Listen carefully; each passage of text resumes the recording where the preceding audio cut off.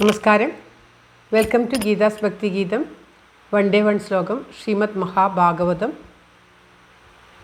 549th day. Today Pradhamaskandam, second chapter, 20th sloka. For details please see the description box. Geetha's ഭക്തി ഗീതം ഒരു ദിവസം ഒരു ശ്ലോകം. ശ്രീമദ് മഹാഭാഗവതം 549 ദിവസം. ഇന്ന് പ്രഥമസ്കന്ധത്തിലെ 2ാമത്തെ അധ്യായത്തിലെ 20ാമത്തെ ശ്ലോകം. ഓം നമോ ഭഗവതേ വാസുദേവായ. ഓം ശ്രീകൃഷ്ണ പരമാത്മനേ നമഃ. ഹരിശ്രീ ഗണപതയേ നമഃ.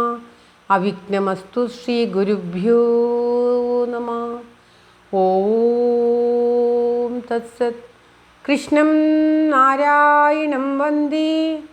കൃഷ്ണം വന്ദേ വ്രജപ്രിയം. കൃഷ്ണം ദ്വൈപായനം വന്ദേ. കൃഷ്ണം വന്ദേ പൃഥാസുതം. ശ്രീപരമാനന്ദനാഥനായി അദ്വൈതദീപമായി മോക്ഷേക്ഷു വൃന്ദമന്ദാരമായി കാരുണ്യവാരിധിയായി വിഭൂദേശനാം നാരായണൻ മമ മന്ദത മാറ്റണം. ഓം തത്സത്. ശ്രീമദ് മഹാഭാഗവതം പ്രഥമസ്കന്ധത്തിലെ 2ാമത്തെ അധ്യായത്തിലെ 20ാമത്തെ ശ്ലോകം. ഏവം പ്രസന്ന മനസോ ഭഗവൽ ഭക്തിയോഗതാ ഭഗവത് തത്വവിജ്ഞാനം മുക്തസംഗസ്യ ജായതേ. ഏവം പ്രസന്ന മനസോ ഭഗവൽ ഭക്തിയോഗതാ ഭഗവത് തത്വവിജ്ഞാനം മുക്തസംഗസ്യ ജായതേ. ഓം തത്സത്.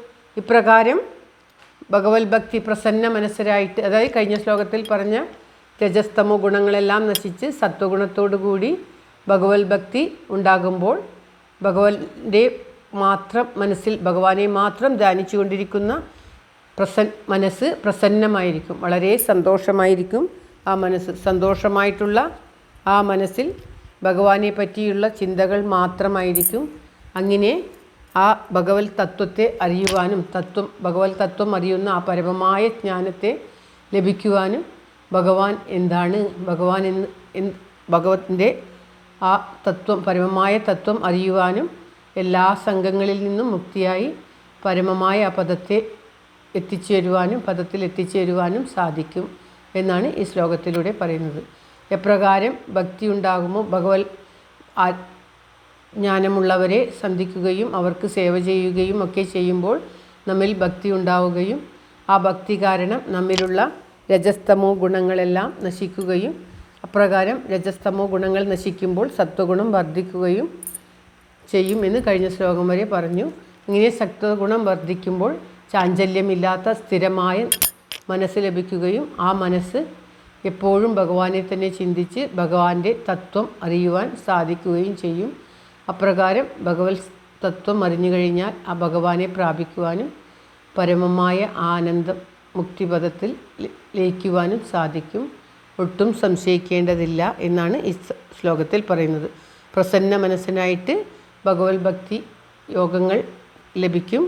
അങ്ങനെ ഭഗവത് തത്വവിജ്ഞാനം ഉണ്ടാകുമ്പോൾ മുക്തസംഗസ്യ ജായതേ. എല്ലാവിധ ലൗകികത്തിൽ നിന്നും മുക്തരായി ആ ഭഗവാനെ പ്രാപിക്കുവാൻ സാധിക്കും. അതിൽ ഒട്ടും സംശയിക്കേണ്ട എന്നാണ് പറയുന്നത്. എപ്രകാരം നമുക്ക് ഭഗവാനെ പ്രാപിക്കാൻ സാധിക്കും എന്നുള്ളതാണ് കഴിഞ്ഞ ശ്ലോകങ്ങളിലൊക്കെ ആയിട്ട് നമുക്ക് പറഞ്ഞു തന്നത്. ഭഗവത് ഭക്തി, പരമമായ ഭഗവത് ഭക്തി ഒന്നു മാത്രമാണ്.